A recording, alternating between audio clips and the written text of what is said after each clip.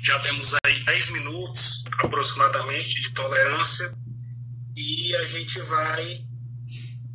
Boa tarde, Adiel, meu brother. A gente vai iniciar aqui, viu? Continuar com o conteúdo de anatomia e nós vamos iniciar hoje em anatomia um outro sistema, que é o sistema respiratório. Boa tarde, Everton. Boa tarde a todos. O sistema respiratório, pessoal, ele tem... Nós devemos começar cada sistema com a sua função, certo? E a função do sistema respiratório é, antes de qualquer coisa, realizar as trocas gasosas do organismo com o meio, certo? Essa troca gasosa é o que nos torna seres com respiração aeróbica. O que é isso? São seres que necessitam de oxigênio para sobreviver, certo? É o gás que é respirado, seres aeróbicos, certo? Porque existem também os seres anaeróbicos, que são aqueles que não precisam de oxigênio para sobreviver, certo? A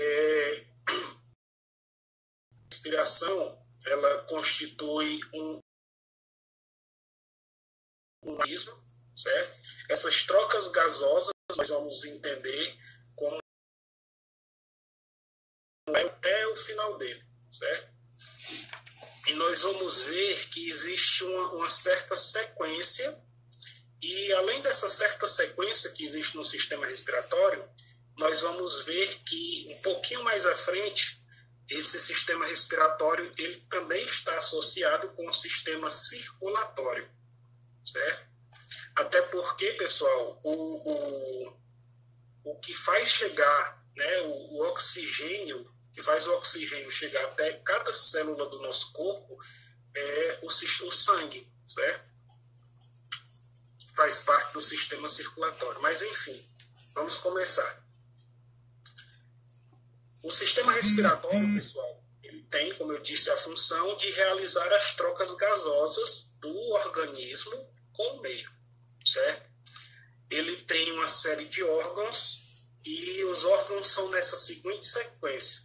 O sistema respiratório é composto de cavidades nasais, certo? Nariz, né? As cavidades nasais, boca, faringe, laringe, traqueia, brônquios, bronquíolos e alvéolos pulmonares, certo?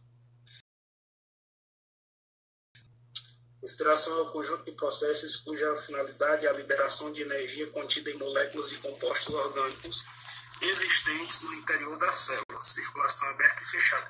Isso, nós vamos falar disso aí, Alex, quando chegarmos no sistema circulatório, viu?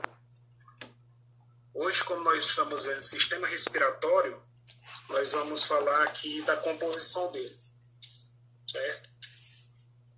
Bom, pessoal, vamos falar de cada parte dessa que eu mencionei, né? Cavidades nasais, boca, faringe. Repetindo. Cavidades nasais, boca, faringe, laringe, traqueia, brônquios, bronquíolos e alvéolos pulmonares. Certo? Nós vamos ver também que existe um músculo que participa, né, desse processo chamado... o nome do músculo se chama... Deixa eu ver aqui, já esqueci o nome da... Alguém me lembra aí qual é o músculo? Diafragma. Pronto, isso. Obrigado, Everton. Estou com a cabeça um pouco dispersa hoje, me desculpem aí. E além das costelas, certo? Que participam desse processo de forma indireta, certo? Mário, a cavidade nasal pode ser chamada de fossas nasais ou é um termo em desuso? Não é errado, né? Hoje em dia não se usa tanto assim fossas nasais, mas não é errado, certo? Não, você não está errado, viu, Fabrício, em chamar assim. Nós podemos dizer que está em desuso, mas não que é errado, tá bom? Pronto. Por exemplo, célula procarionte.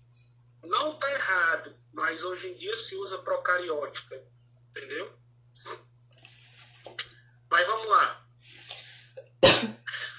A respiração, pessoal, ela consiste de dois movimentos distintos, né? A inspiração, quando você absorve, né, oxigênio, e expiração, quando você devolve para o meio exterior gás carbônico, certo?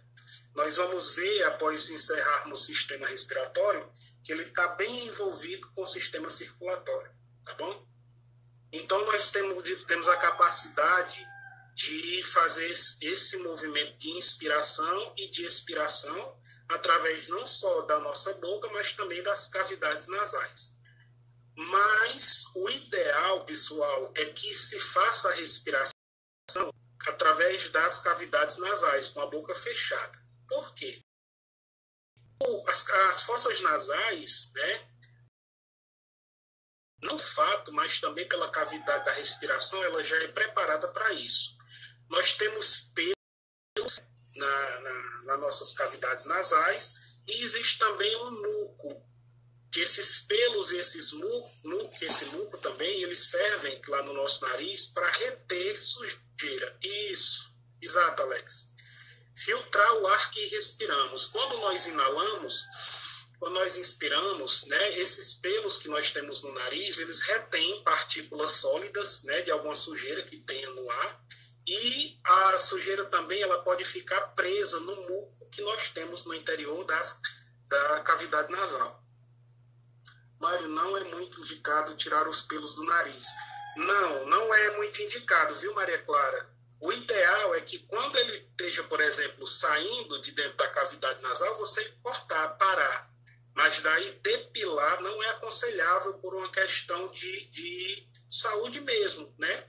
Porque quando você inspira, né, através da sua cavidade nasal, e você não tem nenhuma defesa para filtrar esse ar, você acaba ficando mais exposto para possíveis micro-organismos que possam vir no ar, e até mesmo para gerar micro-organismos, gerar alguma doença respiratória, certo? Ei, Mário, por que quando o cara fica se assoprando que nem boi? Jadiel, quando nós estamos cansados, o correto, né, é que a nossa respiração ela fique mais rápida e o nosso batimento cardíaco ele também fica mais rápido. Por que isso acontece? Para que a nossa célula, né, para que os nossos músculos, nossas células musculares façam um movimento, eles precisam de oxigênio, né? Como eu estou aqui sentado só falando, as minhas células elas estão precisando de uma quantidade X de oxigênio. Se eu começar a dar aula para vocês aqui caminhando, fazendo um movimento que exija mais força das minhas células, eu vou precisar de mais oxigênio. E o que é que faz o oxigênio chegar até minhas células? É o coração bombear o sangue mais rápido para que esse oxigênio chegue na minha célula através do sangue. Por isso que o coração ele aumenta a batida para que o sangue circule mais rápido e leve o oxigênio mais rápido para a minha célula. Entendido? É assim. Fica até estranho a entrada do ar. Sim, mas aí prosseguindo. Viu, pessoal? Essa questão de respirar pelo nariz é importante, certo? Por isso que para você normalizar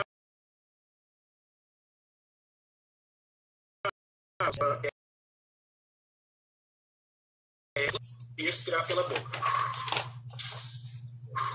Esse é o correto, certo? Você pode chamar assim, o Alex, e você pode também chamar só mesmo de pelos nasais, não tem problema não, viu? São pelos das cavidades nasais, é correto.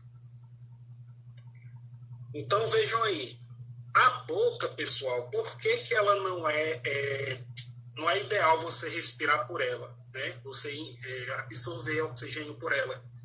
Porque a boca, ela, quanto mais ressecada, ela fica mais exposta para micro-organismos, sujeira, micro-organismos que vêm no ar. Certo? Mário, o que deixa o nariz entupido? Pronto. O nariz ele pode ser entupido, Igor, por algumas razões. Por exemplo, pode ser uma alergia mesmo da própria pessoa, pode ser acúmulo de sujeira, pode ser uma infecção, né, de um vírus, por exemplo. O vírus, quando ele se acumula, o vírus da gripe, por exemplo, quando ele está nos infectando, né, e como ele é um vírus do sistema respiratório, esse muco que nós temos no nariz, ele é produzido em maior quantidade, né? Quando esse muco ele é produzido em maior quantidade, é o que nós chamamos de catarro, certo? O catarro é um muco. Só que nós temos esse muco, né, esse catarro, em pequena quantidade nas nossas fossas nasais, certo? O catarro, ele é uma forma de nós expulsarmos, é uma forma do corpo avisar que nós estamos infectados por esse vírus e também uma forma de nós colocarmos os vírus para fora. Quando nós cuspimos, quando nós escarramos, nós estamos colocando ali vírus para fora do nosso organismo, certo? E o acúmulo desse muco, dessa secreção no nariz pode causar a obstrução.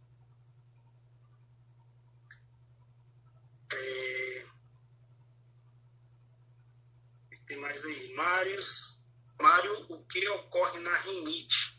Rinite é uma espécie de alergia que a pessoa tem que dá uma espécie de incômodo, de inflamação, né, no seu sistema respiratório.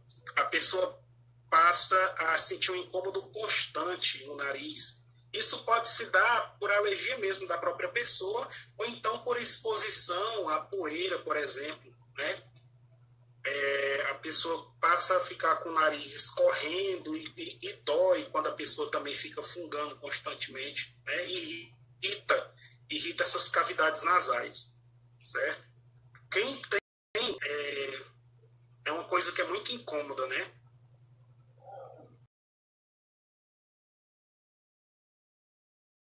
Porque o corpo alterna entre uma narina e outra? Porque o corpo alterna.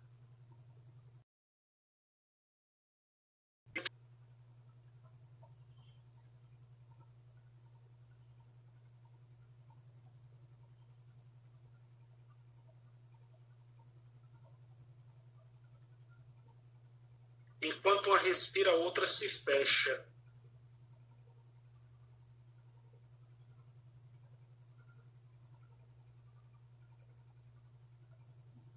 Ah, sim, quando entope o nariz. Eu estava tentando entender essa questão de enquanto. Porque nós, se vocês observarem, nós liberamos gás, né? E também inspiramos pelas duas. Ah, sim.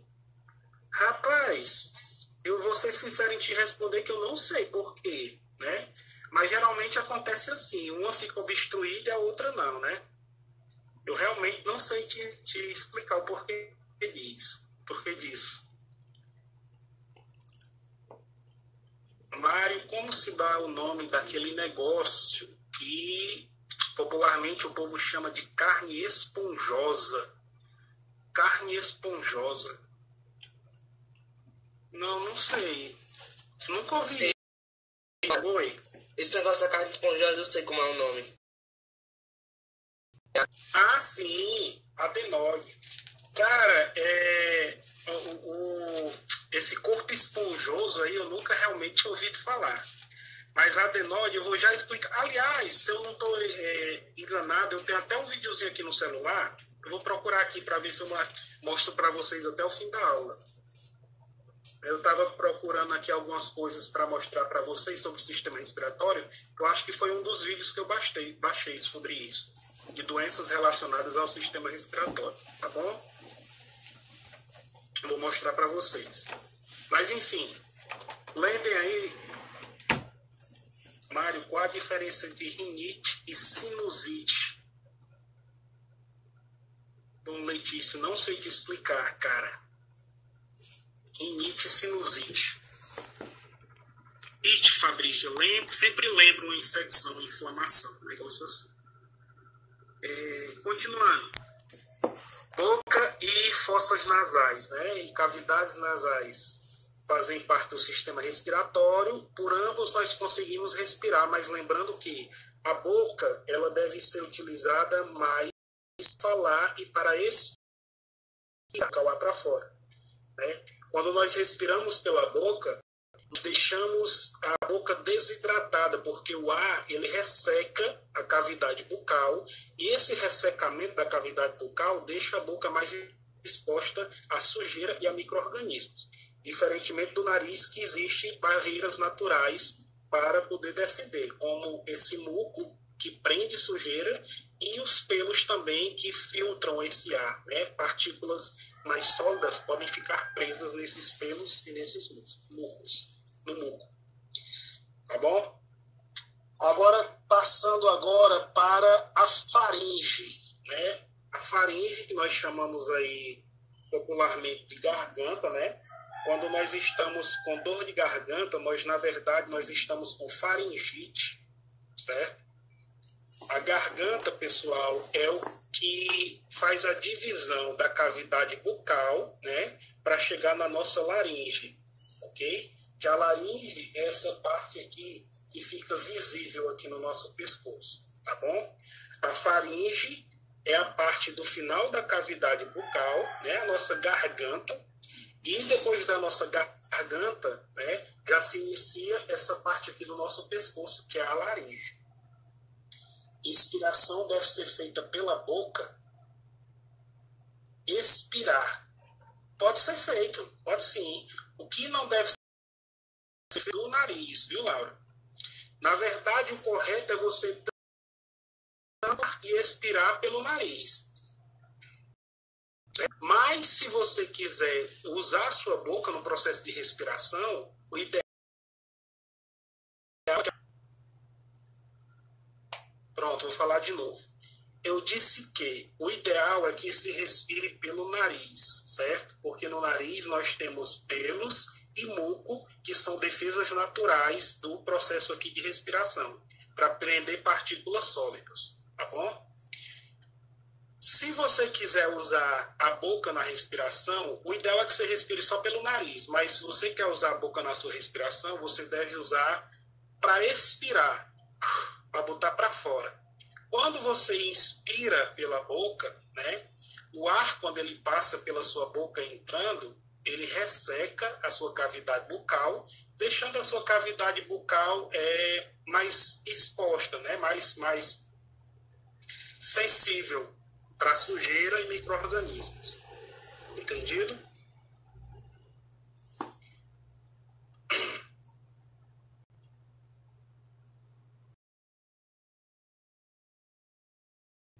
O ar vai, ele ainda passa pela boca.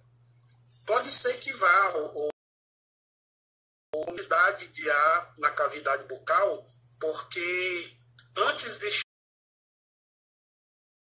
a cavidade bucal e a cavidade nasal, elas se comunicam, viu? Antes de chegar lá na laringe. Oi. Por que tem gente que tem que tirar aquele negocinho da garganta? Amígdalas? Sim. Pronto. Cara, as amígdalas, elas são responsáveis, né, pela defesa daquela região, dessa região aqui da laringe, né, da faringe. E as amígdalas, elas têm a responsabilidade de produzir anticorpos, né, para defender essa região respiratória nossa aqui de algum micro-organismo que venha causar algum dano na nossa região aqui da garganta. Por essa região de amígdalas ser responsáveis por produção de anticorpos, né? E como geralmente o ar que nós respiramos pode estar contaminado com sujeira ou com algum micro-organismo, essas amígdalas, elas flexionam com facilidade, certo? Aí é por isso que quando pessoas têm um sistema imunológico assim muito baixo, as amígdalas, elas de preferência devem ser retiradas, porque a pessoa vai estar constantemente com dor de garganta. Entendeu? Eu tenho esse negócio aí. É dano, todo dia as bichas já estão doendo.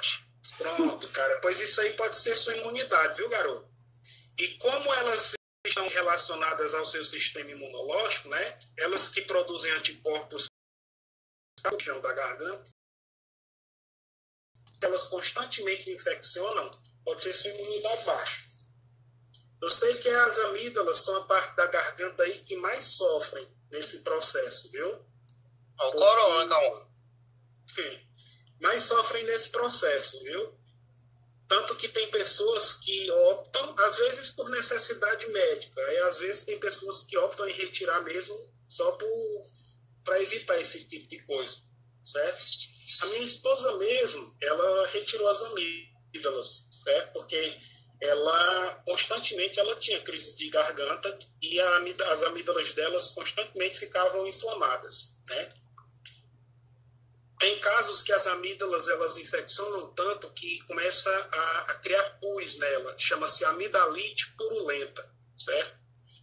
Quando as amígdalas estão inflamadas, nós chamamos isso de amidalite, certo? E quando elas criam pus, né, aí chama-se amidalite purulenta. Isso ali, amidalite. A função das amígdalas, Laura, é fazer parte do sistema imunológico que defende essa região da garganta. Tá bom? Mário, Oi. por que é que quando, por exemplo, a questão da respiração, né? Eu já vi várias pessoas, vários profissionais falando que quando você precisa respirar, é melhor que você tenha alguma coisa relacionada ao pulmão, alguma coisa assim. Quando você inspira, Ana, é Ana Vitória, né? Sois vós, Ana? É, Pronto. é assim. Quando nós inspiramos, acontece o seguinte: o nosso diafragma, né, que é um músculo que tem abaixo dos nossos pulmões, ele baixa, certo? Aliás, o que divide o tórax do abdômen, certo? A parte do peito para a parte da barriga, o que divide por dentro internamente é esse músculo chamado diafragma, certo? Ele é a divisão da parte torácica para a parte abdominal. Quando nós vamos inspirar, que nós precisamos encher o peito de ar, né, de oxigênio, esse músculo ele baixa.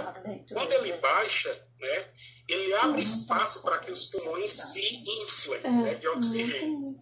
E ao mesmo tempo que o diafragma baixa, Ana Vitória, a nossa caixa torácica, né, as nossas costelas, elas abrem. Mas elas não abrem sozinhas. Existem músculos nas nossas costas que puxam essas costelas. O nome desses músculos são intercostais, certo? Existem músculos chamados intercostais, né? Se localizam nas nossas costas, que puxam para elas. Você sente as suas costelas abrindo, certo? E quem faz esse processo de puxar as costelas para abrir são esses músculos que nós temos nas costas. E esse processo, né, para ser bem feito, ele fica melhor realizado quando você está de pé, certo? Você, quando está com uma postura ereta, não só de pé, mas também sentado, quando você está na postura correta, você abre o espaço normalmente como deve ser. Tá entendendo como é que é? Se você está curvado, ou numa posição que não é adequada, você não vai conseguir abrir totalmente o espaço para que você tenha espaço de inflar os seus pulmões com oxigênio. Certo? Lembrem disso, pessoal. Obrigada. De nada. O diafragma ele é muito importante porque ele baixa o intestino, ele vai para baixo, para o lado das tripas, vamos dizer assim, para o intestino, abrindo espaço para os pulmões inflarem, certo? Mas não é só o diafragma que faz parte disso. Os músculos intercostais, que puxam as nossas costelas para elas abrirem, viu? Aí vamos continuar. Isso também, Laura. A coluna está ereta também é importante, viu?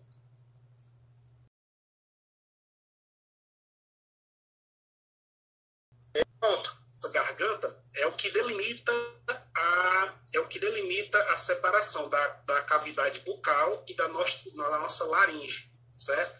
A laringe é essa porção aqui, ó, do pescoço. Ó. Isso é a laringe, certo? A laringe, eu quero aqui abrir um parêntese especial para ela, pessoal, porque na laringe existem duas estruturas importantes. Uma é a epiglote, lembram?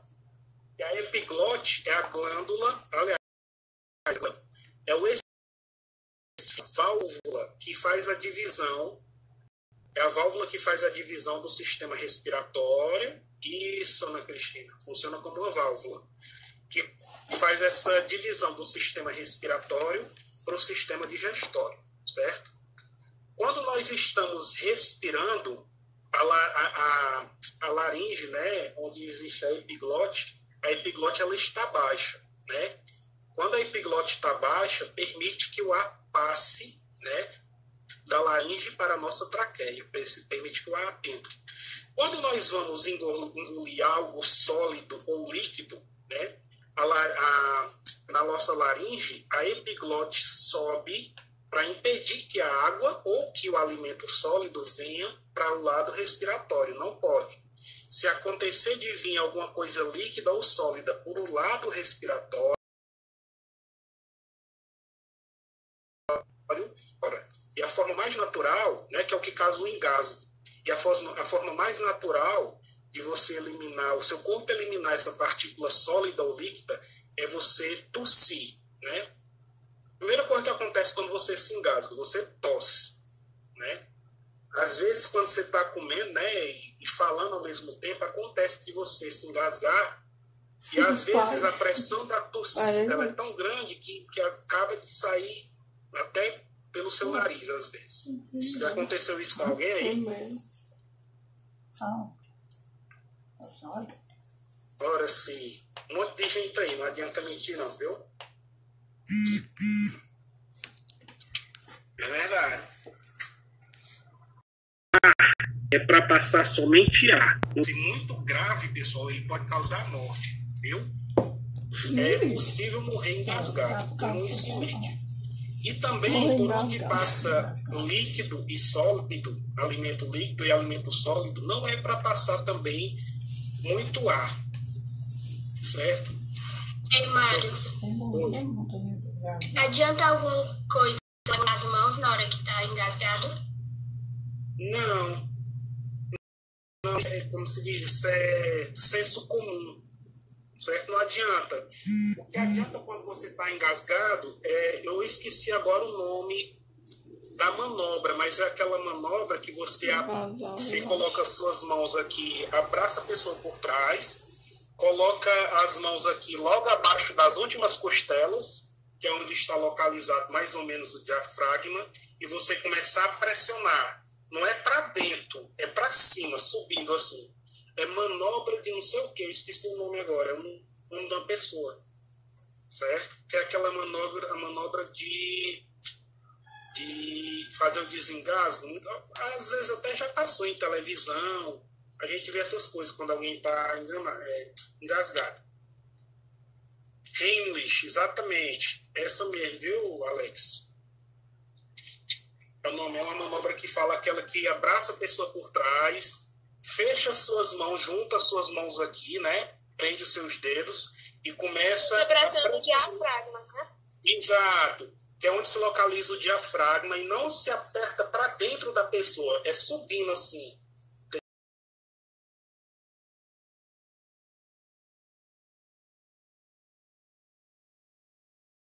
Entendeu? Pois é, Del. Enquanto o engasgo ele é sério, pessoal, ele pode matar, viu? É por isso que a nossa epiglote ela deve ser eficiente, né? Devemos evitar falar quando estamos comendo, não só por questão de educação, mas justamente para evitar esse tipo de coisa. Quando a gente está falando, nós estamos usando o nosso sistema respiratório. O ar está passando pelas minhas pregas vocais. Interessante, né? Esse nome antigamente era cordas, hoje são pregas. A gente já remete logo para alguma outra coisa, né? Aí, quando o ar passa pelas minhas pregas vocais, elas vibram e é o que gera o som da voz, né? Quando nós estamos falando, nós estamos usando o nosso sistema respiratório, certo? Aí você está falando e comendo. Em algum momento pode ser que caia alimento no seu sistema respiratório e você se engasa, certo? Ei, Mário, Oi, garoto. quando o cabo fica com gás também, às vezes é isso, né? Aquele que o cabo fica tipo querendo arrotar e não arrota. Os gases, eles podem ficar, né? Gases presos, a pessoa pode ficar com gases. Aí, geralmente, o ideal é você tomar algum chá, né, de alguma planta medicinal. É muito conhecido macela, boldo, essas coisas, né? Ou então você tomar um remédio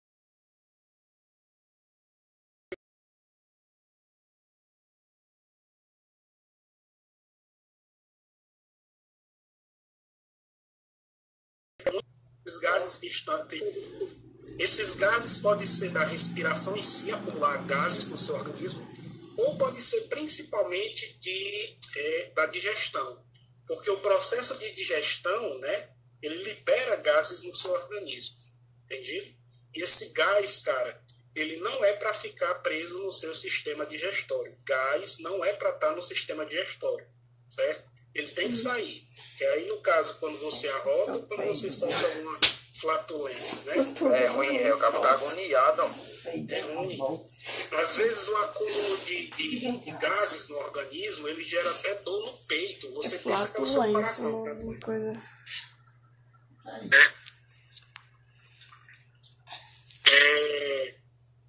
Pessoal, pregas vocais. E elas se localizam. São essas duas importantes estruturas que estão na laringe. Nós temos aí a epiglote, né, que é a válvula, funciona como uma válvula. E nós temos também, são pregas vocais inferiores e superiores. Envolvendo com o organismo conforme ele vai crescendo, né? E essas pregas vocais são responsáveis pela nossa voz, certo? As pregas vocais, elas são pregas que se encontram, são membranas, né? São chamadas de pregas, mas são membranas. Essas membranas, ela tem uma pequena passagem pelo meio delas. Imaginem aí, pessoal, uma pele bem fina, né? Tampando aqui, só que no meio dessa pele tem uma abertura. Certo? Quando o ar passa por essa abertura entre essa membrana aí essa passagem de ar é o que dá a nossa voz, certo? Durante o desenvolvimento do organismo, ela vai mudando aí de tamanho, de densidade, certo? De espessura.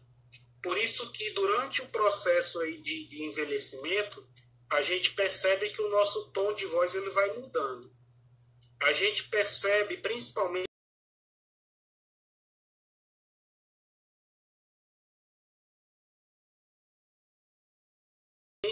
né, na puberta falando com a voz grossa e afina de uma hora para outra. Às vezes começa falando de uma voz fina e engrossa de uma hora para outra.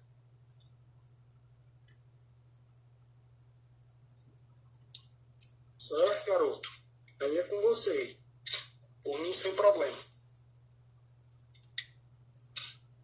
E essas pregas vocais, pessoal, como eu falei para vocês, se encontram na laringe, né? Duas estruturas importantes na laringe. A epiglote e as pregas vocais, inferior e superior. Entendido? Quando nós forçamos muito as pregas vocais, elas também, nós machucamos elas ficam irritadas, né? Que é o que causa a rouquidão.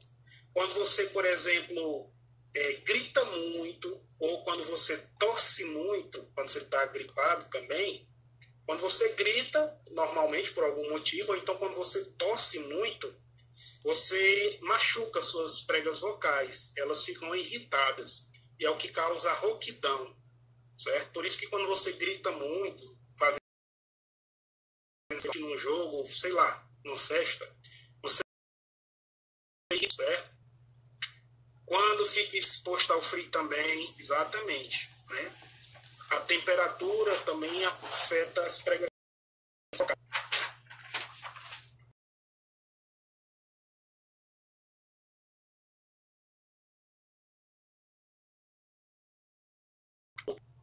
nasais, fazem parte do sistema respiratório, a faringe, que é a nossa garganta, que é o que divide a cavidade bucal, e a laringe.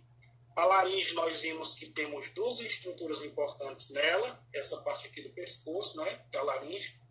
Nela nós temos a epiglote, que funciona como uma válvula, e temos também as pregas vocais, que são superiores e inferiores. Descendo mais um pouco, pessoal, nós temos aí a nossa traqueia.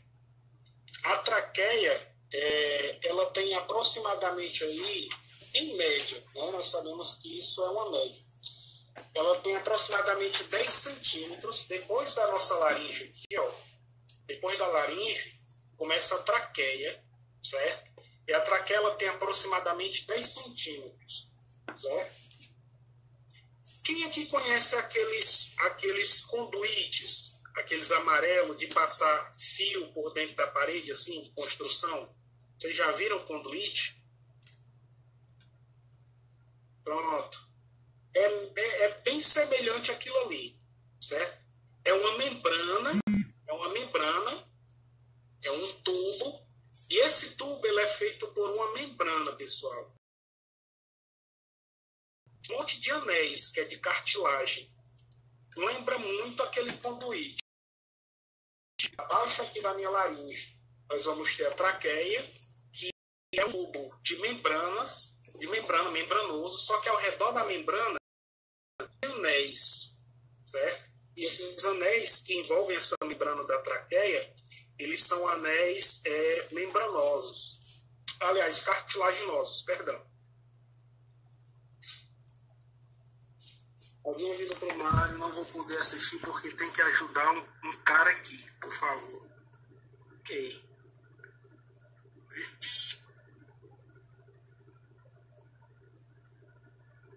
Pronto, que bom. Pessoal, alguma dúvida até aqui? Vão acompanhando aí a sequência. Cavidades nasais, boca, né? Aí lá no final da cavidade bucal nós temos a faringe, que é a nossa garganta. Depois da faringe nós temos a laringe, que é essa parte aqui do pescoço, certo? Na laringe nós temos duas estruturas principais, que é a epiglote, que funciona como válvula, e as pregas vocais, superiores e inferiores, ok?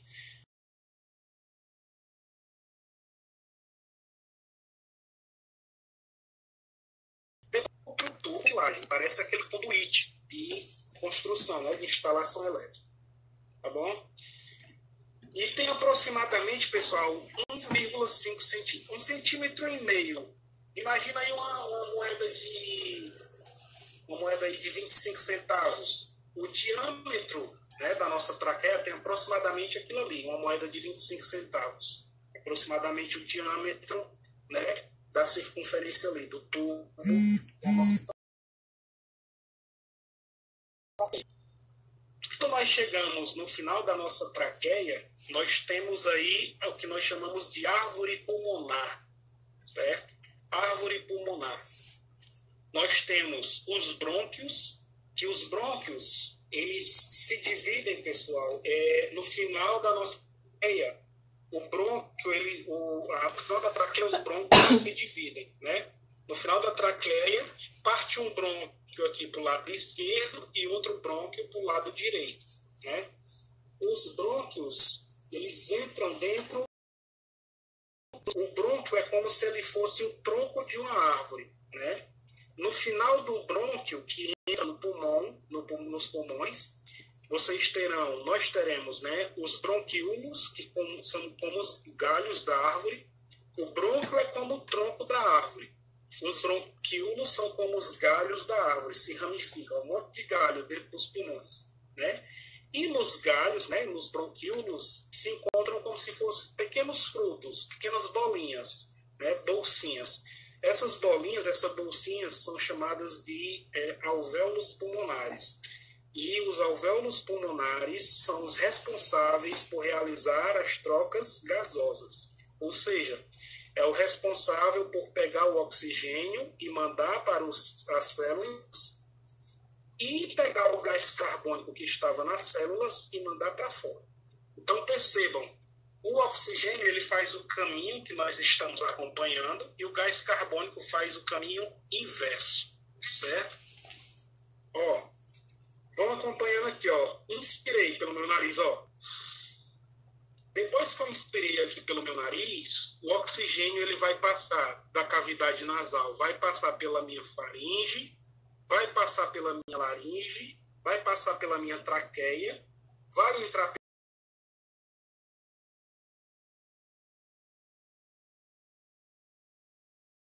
pelos alvéolos.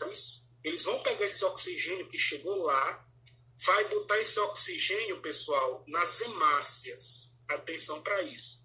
As hemácias que são os glóbulos vermelhos. Os alvéolos pulmonares pegam esse oxigênio, colocam nas hemácias. As hemácias vão lá nas nossas células, deixam esse oxigênio e pegam os gás carbônico lá, que foi queimado por ela. O oxigênio, quando é queimado na célula, vira gás carbônico. Pega esse gás carbônico e traz de volta, deixa no alvéolo pulmonar. Aí do alvéolo pulmonar passa pelos brônquios, traqueia, laringe, faringe e nós... Certo? Percebam como essa troca é rápida. É um vai e volta, Reginaldo, exatamente. Pronto. Vamos falamos de traqueia. Eles são órgãos assim esponjosos. Eles têm aproximadamente juntos, eles pesam menos de 1 quilo, certo? E em média, viu, Ana Cristina, nós temos 150 milhões de alvéolos em cada pulmão. Em cada pulmão nós temos 150 milhões de alvéolos em média. E eles pesam menos de 1 quilo e têm em média 25 centímetros em um adulto, certo? 25 centímetros de altura em cada pulmão, certo? Sobre os alvéolos pulmonares, pessoal, é que os alvéolos pulmonares, eles né, são bolsinhas que nós colocamos o oxigênio dentro quando expiramos, e quando expiramos, eles pegam o gás carbônico das células e recebem para mandar para fora também, certo? Todos os alvéolos pulmonares que um humano tem, né, que são 150 milhões em média em cada pulmão, se eles fossem esticados e fossem colocados numa linha reta, daria aproximadamente 1.600 quilômetros, né, uma linha só de alvéolos pulmonares, de uma pessoa.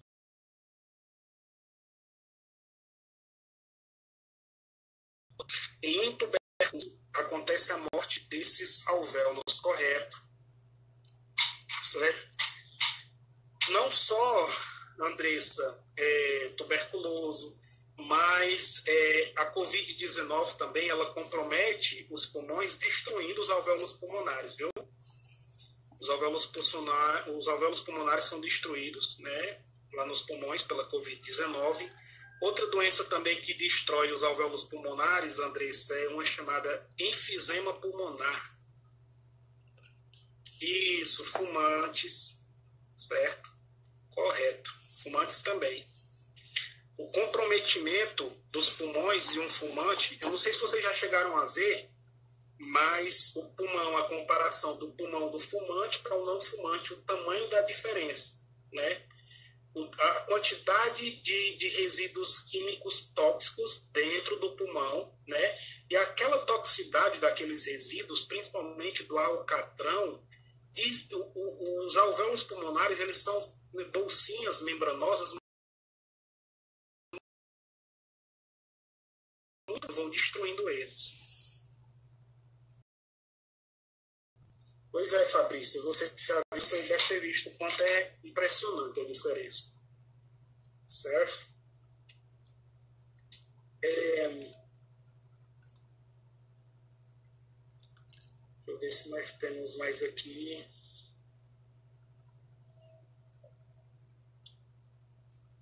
Sim, pessoal.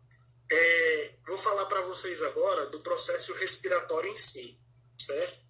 Nós temos a ventilação pulmonar. Ventilação pulmonar é o processo respiratório dessas trocas gasosas.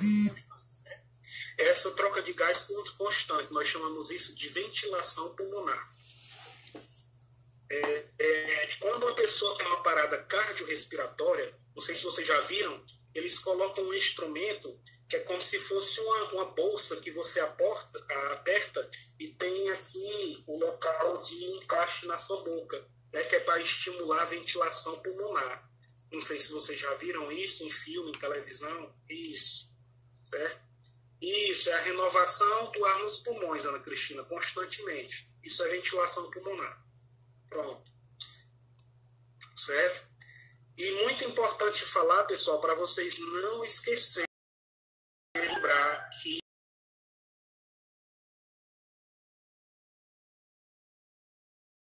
existe um músculo chamado diafragma que fica abaixo dos pulmões. Existe também a ação dos músculos intercostais, certo? Músculos que temos nas nossas costas, e esses músculos que são presos nas costelas, quando nós vamos inspirar, para abrir espaço na cavidade, esses músculos puxam as costelas, para que nós possamos ter um espaço, para que os nossos pulmões possam inflar, tá bom?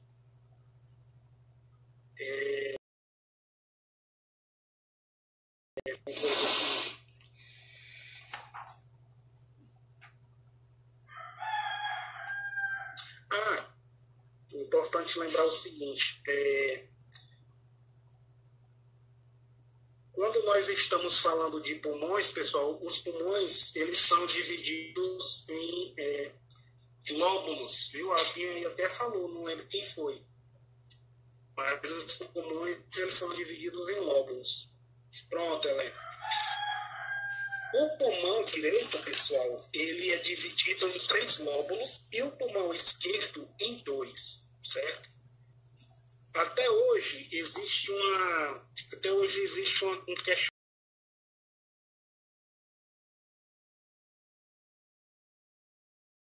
ter só 2 lóbulos, né?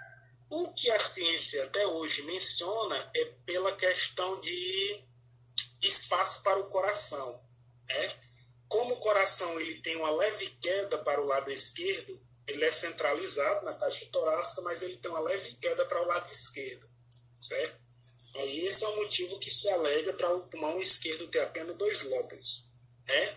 O pulmão esquerdo, por ter 2 lóbulos, ele tem o lóbulo superior e o lóbulo inferior. E o pulmão direito, que tem 3, tem o lóbulo superior, o inferior e tem o lóbulo médio, né? O lóbulo intermediário. Tranquilo? Em algum momento que vocês tenham dúvida aí, pessoal, vocês podem parar. Existe também como o pulmão, pessoal, ele está em falar no nome pleura. A gente até brinca. Pronto. Existem membranas ao redor dos pulmões chamadas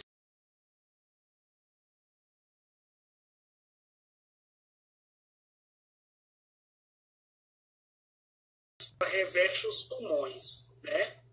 Tem uma pleura que ela fica ao redor dos pulmões, é uma pleura mais interna, e tem uma pleura mais externa, que fica colada por dentro das costelas. Cine Hollywood que diga. Verdade. Certo? Tem 2 pleuras. Uma que dá uma volta ao redor dos 2 pulmões, uma membrana que dá uma volta ao redor dos 2 pulmões, certo? Como se fosse uma bolsa que envolve os 2 pulmões, né? E tem outra pleura que ela também dá uma volta por fora em tudo isso, dentro da cavidade torácica, certo? Essa pleura mais externa, ela fica presa no interior das costelas, na parte de dentro das costelas, certo? E entre essas 2 pleuras existe um líquido. Por que tem esse líquido? Como nós ficamos movimentando direto, né, inflando os pulmões, se não fosse esse líquido, ia ter choque, ia ficar roçando, vamos dizer assim, ia ficar roçando, encostando uma pleura na outra. E esse líquido que existe entre as pleuras evita esse choque de uma membrana com a outra, de uma pleura com a outra. O nome desse líquido chama-se líquido interpleural. ou seja, entre as membranas. Por isso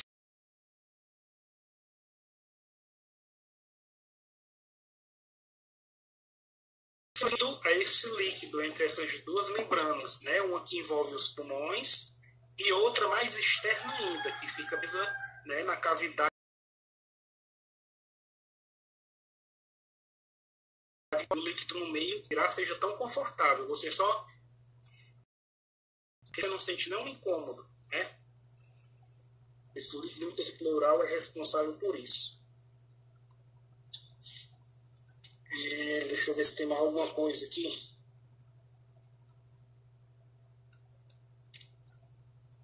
Vocês têm alguma dúvida, pessoal, até agora? Não fiquem com dúvida. Uma curiosidade que nós temos aqui, ó. Calcula-se que